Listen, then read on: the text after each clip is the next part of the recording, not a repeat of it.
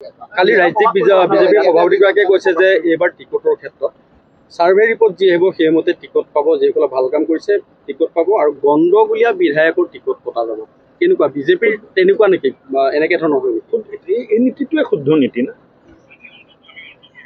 এই নীতিটোৱে শুদ্ধ নীতি। টিকট কটা যাব পাৰে, 100% টিকটটো কটা যাব। কাম নকৰিলে টিকট কটা যাব।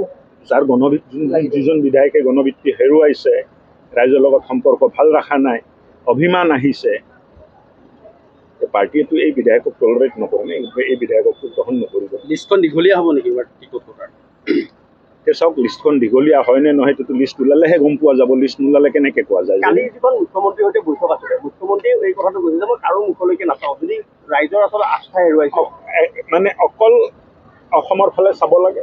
আই অসমীৰ মংগল কেনেকে হয়, আই অসমীক কেনেকৈ আমি আগুৱাই লৈ যাব পাৰোঁ, আই অসমীৰ স্বাৰ্থপূৰ্তি কেনেকৈ হয়, আই অসমীক কি কৰিলে আমি সেৱা কৰিব পাৰোঁ, এইটোৱে চকু দিব লাগে আৰু বেলেগ ক'তো চকু দিব নালাগে।